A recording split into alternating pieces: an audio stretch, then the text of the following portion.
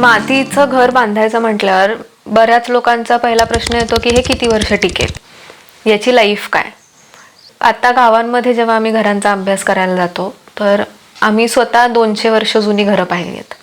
गावामध्ये जेव्हा तुम्ही विचाराल की मातीचं घर जास्त टिकतं की सिमेंटचं, ते म्हणतील सिमेंटचं घर काय म्हणे 20-30 वर्षात त्याचा रिपेअर निघतो. मातीची घरं पहा, आमच्या पणजोबांच्या काळची आहेत, आम्हाला आठवत पण नाही कधी बांधली, 7 पिढ्या झाल्या, एवढे जुने मातीची घरं आहेत, आम्ही अजूनही त्यात राहतो, काही त्रास नाही, अशी उत्तरं मिळतात. तर त्यामुळे लाईव्ह उदाहरणं आपल्यासमोर आहेत की मातीचं घर हे किती ड्युरेबल असतं. आमचं असं म्हणणं आहे की जेव्हा ते व्यवस्थित पद्धतीने बांधलं जातं, त्याचं साहित्य, त्याची टेक्निक ही व्यवस्थितपणे होते, जोपर्यंत तुम्ही ते घर स्वतः पाडणार नाही ते पडणार नाही. असं नाही आहे की माती वापरतोय म्हणजे कमी मजबूत, सिमेंट वापरतोय म्हणजे भरपूर मजबूत. मी माती नीट तुडवून मळून वापरली तर ते 200 वर्ष टिकेल. मी सिमेंट असून ते नीट कालवलं नाही आणि त्याला 1 दिवसही पाणी मारलं नाही, ते 7 दिवसात भुसभुशीत होईल. तर हे साहित्यावर अवलंबून नाही आहे, तुमची कारागिरी काय आहे, तुमची टेक्नॉलॉजी काय आहे याच्यावर अवलंबून आहेत. आणि मातीने हे प्रूव्ह केलंय की माती 7-8 पिढ्या टिकलेली आहे. शिवाजी महाराजांच्या काळचे किल्ले पाहिलेत तर त्याचं लाईफ तर अजून किती जास्त होतं.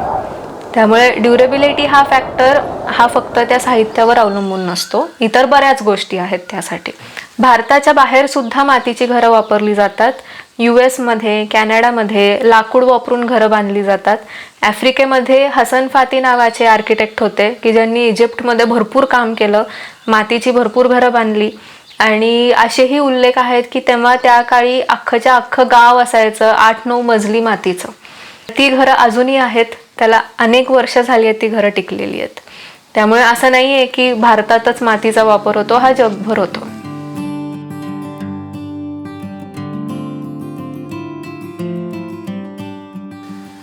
मातीचं घर बांधायचं म्हटल्यावर त्याचा खर्च किती येतो हा झाला दुसरा प्रश्न. तर खर्चाच्या बाबतीत मी असं म्हणेन की जे तुम्ही एका सिमेंटच्या घरासाठी पैसे मोजता तेवढेच तुम्ही मातीच्या घराला मोजणार आहात असं गृहीत धरा. मातीचं काम किंवा नैसर्गिक साहित्य वापरून केलं जाणारं काम हे स्किल बेस्ड आहे. तर जेव्हा तुम्ही सिमेंटचं घर बांधता, कॉन्क्रीटचं घर बांधता, त्याच्यात त्याची 60% कॉस्ट ही साहित्याची असते, स्टील, सिमेंट, विटा जे काय तुम्ही वापराल, आणि 40% कॉस्ट ही मजुरीची असते. साधारण आकडा आहे हा. तर जेव्हा तुम्ही मातीचं घर बांधता तेव्हा 60% कॉस्ट ही स्किलची असते, मजुरीची असते, आणि 40% कॉस्ट ही साहित्याची होते.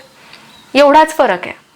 तर तुम्ही असं समजलं पाहिजे की जे तुम्ही 60% कॉस्ट सिमेंटच्या घराला इन्व्हेस्ट करता ती कुठल्या तरी सिमेंट स्टीलच्या कंपनीला जाते. जेव्हा तुम्ही ती 60% कॉस्ट मातीच्या घराला इन्व्हेस्ट करता, कोणाला तरी मजुरी मिळते, कोणाचं तरी पोट भरतं, डायरेक्ट त्या माणसाला ते पैसे जातात. जी 40% कॉस्ट मातीच्या घराची आहे ही किती कमी करायची हे त्या युजरवर अवलंबून आहे. जर मी ठरवलं की मला सारवलेलंच घर हवं, माझी कॉस्ट अगदी कमी येईल. जेव्हा आपण म्हणतो की घर लो कॉस्ट आहे आणि जेव्हा आपण म्हणतो ते कॉस्ट इफेक्टिव्ह आहे. लो कॉस्ट म्हणजे काय की जेव्हा 100 रुपयाला तुम्हाला घर पडणार असेल, मी तुम्हाला म्हणते की तुम्हाला 80 रुपयालाच पडेल, तुम्ही 20 रुपये वाचवताय, ठीक आहे, तेव्हा ते झालं लो कॉस्ट. जेव्हा मी कॉस्ट इफेक्टिव्ह म्हणते तर असंही होऊ शकतं की 100 रुपयाच्या ऐवजी तुम्हाला 150 रुपये मोजावे लागतील, पण तुम्हाला खूप जास्त सोयी सुखसुविधा मिळतील त्या घरापासून. ह्याचं उदाहरण कसं की जेव्हा मी 100 रुपयाच्या ऐवजी 80 रुपयात जर सिमेंटचं घर बांधत असेल, पत्रा लावत असेल, सगळं करत असेल, त्याच्याने त्याला थर्मल कम्फर्ट किती मिळणार आहे, मला त्याच्यात AC लावायला लागणार आहे, मला त्याच्यात फॅन लावायला लागणार आहे, मला फरशीचा त्रास होणार आहे, या सगळ्या गोष्टी त्याच्यात वाढू लागतात. त्याच्यामुळे पुढे जाऊन तुमचा मेंटेनन्स आणि खर्च वाढतोच, हेल्थ बेनिफिट्स कमी होतात, एन्व्हायरमेंटल इम्पॅक्ट तुम्ही जास्त वाढवू लागता. तुम्ही कॉस्ट तेव्हा त्या क्षणाला तुम्हाला वाटतं तुम्ही कट करता, पण इतर कॉम्प्लिकेशन्स वाढतात.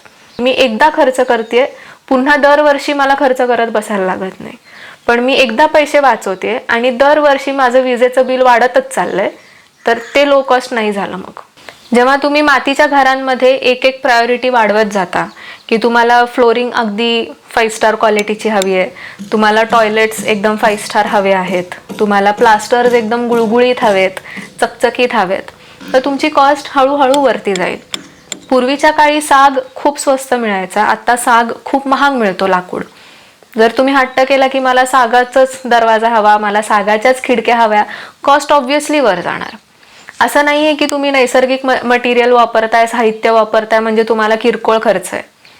त्याच्यासाठी कारागिरी खूप लागते, त्याच्यावर मेहनत खूप लागते. आणि ती मेहनत नको, ते एफर्ट्स नको, म्हणून तर आपण या दुसऱ्या सोप्या मटेरियल्सकडे वळलोय.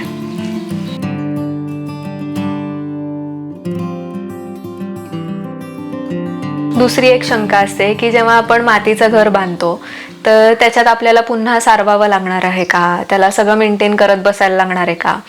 पण तसं नाही होत, कारण की आत्ता टेक्निक्स अशा आहेत की तुम्ही अशा प्रकारचे प्लास्टर्स आणि फिनिशेस करू शकता की तुमचे सारवण्याचे एफर्ट्स कमी होतात.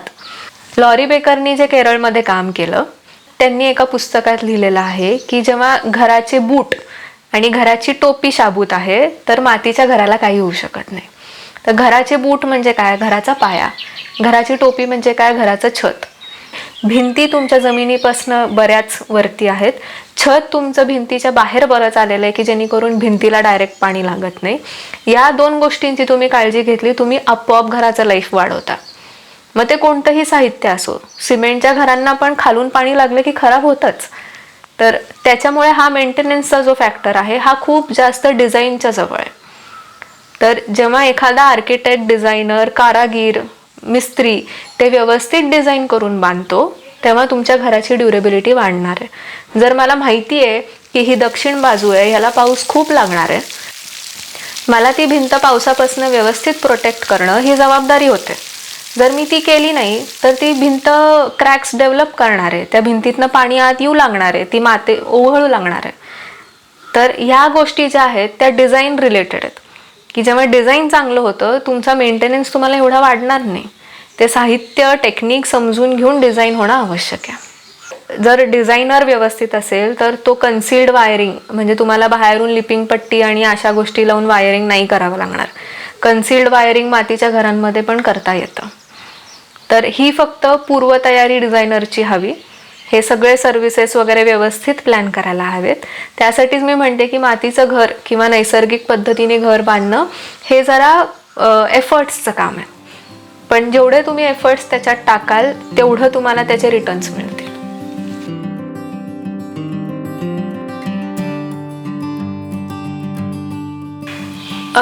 नैसर्गिक पद्धतीच्या घरांमध्ये खूप इंट्रिकेट आणि व्यवस्थित डिझाईन्स करता येतात. सगळ्यांना कन्सर्न असतो की मातीच्या घराचं एलिव्हेशन कसं दिसेल, म्हणजे दिसायला त्याची फर्स्ट इमेज घराची काय असेल, झोपडीसारखं तर नाही ना वाटणार. पण त्याच्यात पण डिझाईनमध्ये एवढं डिटेल करता येते की तुमचं घर एखाद्या वाड्यासारखं सुंदर दिसेल. जेव्हा तेवढं डिटेलिंग त्याच्यात केलं जातं तुमच्या घराचं रूपच पलटून टाकेल. आणि ही सेम गोष्ट आतनंही करता येते. जेव्हा तुम्ही लाकूड वापराल, विटा वापराल तर तुमचे इंटिरियरचे डिटेल्स सुंदर कोनाडे करता येतात, सिलिंगला व्यवस्थित डिटेल्स करता येतात.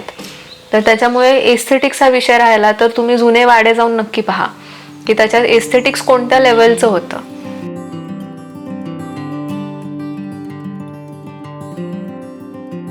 नैसर्गिक पद्धतीचं जेव्हा आपल्याला घर बांधायचं असतं तेव्हा साहित्य कुठून आणणार, तर साहित्य काय वापरायचं हे सांगण्याआधी आम्ही काय करतो की जिकडे आपली साईट आहे तिकडच्या सर्वात जवळच्या गावामध्ये जाऊन व्हिजिट करायची, की तिकडचे जुने वाडे पाहायचे, जुनी घरं पाहायची आणि हे पाहायचं की त्यांनी काय साहित्य वापरलं होतं, त्यांनी कुठून आणलं होतं, त्याचे फायदे तोटे काय.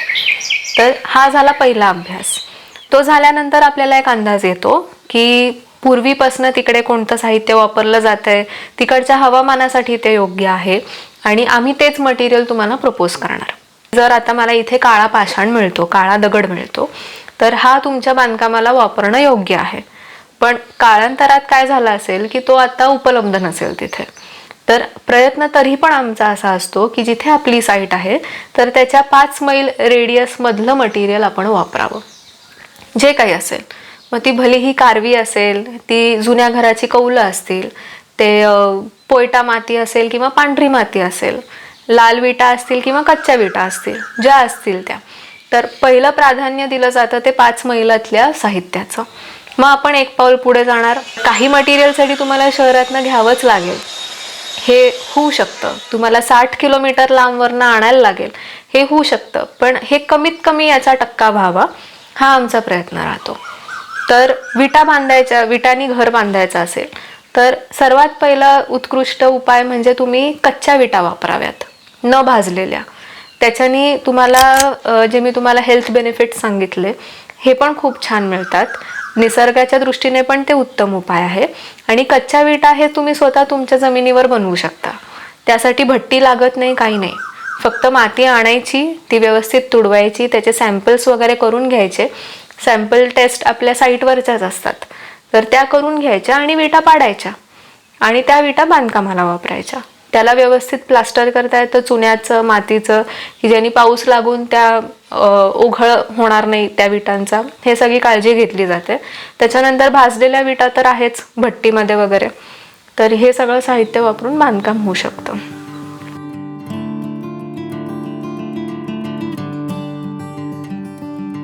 उर्वी संस्थेकडनं आम्ही हेच करतोय की गावामध्ये ज्यांना हे सगळं उपलब्ध आहे तरी तुम्ही अनकम्फर्टेबल गोष्टींकडे का वळता?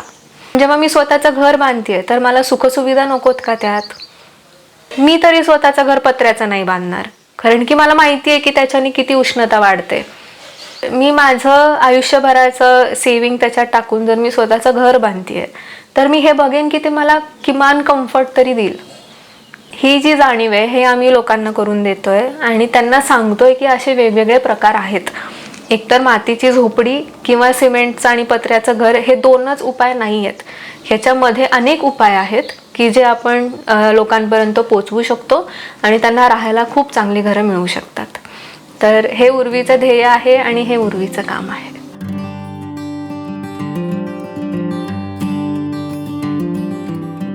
सध्या तरी आमचं काम हे पुणे जिल्ह्यात चालू आहे. गाव भ्रमण प्रोजेक्ट आमचा जो चालू आहे त्याच्यात आम्ही वर्षभरात 40 गावं डॉक्युमेंट करणार आहोत. फक्त डॉक्युमेंटेशन करून थांबणार नाही आहे. आमची अशी इच्छा आहे की ज्या गावांमध्ये आम्ही डॉक्युमेंटेशन करून येतोय तिथे प्रत्येक गावात एक आर्किटेक्ट पोचावा उर्वीच्या वतीने, की गावकऱ्यांना ज्यांना काही मदत लागेल, घरांविषयी म्हणा किंवा पाईपलाईन टाकायची आहे, ड्रेनेज बघायचं आहे, एखादं ग्रामपंचायतचं ऑफिस बांधायचं आहे, जे काही असेल, उर्वीचा एक कार्यकर्ता त्या गावात असेल की जो त्यांना या सगळ्या गोष्टींसाठी मदत करेल. तर आमचं विजन असं आहे की जे आता हे पुणे जिल्ह्यात होतंय हे पुढच्या 10 वर्षात भारतभर व्हावं, कारण की ही आत्ताची गरज आहे. पुढच्या 10 वर्षांमध्ये जुने वाडे आणि जुनी सगळी मटेरियल टेक्निक बघायला मिळणार नाहीये. एकही कारागीर हाताशी लागणार नाहीये की जो सांगेल की तेव्हाची पद्धत काय होती, कशी बांधली होती. आता शोधून शोधून आम्हाला 10 गावं झाली, 10व्या गावाला एक सुतार मिळाला की ज्यांनी स्वतः वाडा बांधलाय. तर पुढच्या 10 वर्षात तर तुम्हाला नामोनिशान नसेल जुन्या वाड्यांचा. त्यामुळे आमचं टार्गेट आहे की पुढच्या 10 वर्षात हे भारतभर प्रोजेक्ट पोचावं आणि भारतभर अशी आर्किटेक्टची टीम निर्माण व्हावी की जी खेडेगावांमध्ये जाऊन काम करेल आणि नैसर्गिक घर पद्धती लोकांपर्यंत पोचवेल आणि लोकांना कम्फर्टेबल घरं देईल.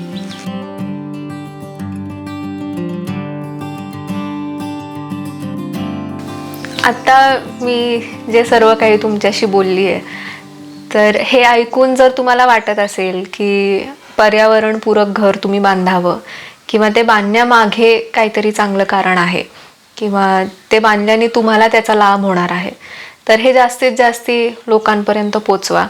स्वतःचं घर कधी ना कधी त्या प्रकारे बांधण्याचा विचार करा. आणि आम्ही ज्या ध्येयाला धरून चालतोय की आम्हाला भारताच्या प्रत्येक गावात पोचून गावकऱ्यांसोबत गावकऱ्यांसाठी काम करायचं आहे, तर ह्याच्यामध्ये तुम्ही कोणत्याही प्रकारे आमचं सहकार्य करू शकत असाल तर आमच्याशी संपर्क साधा. धन्यवाद.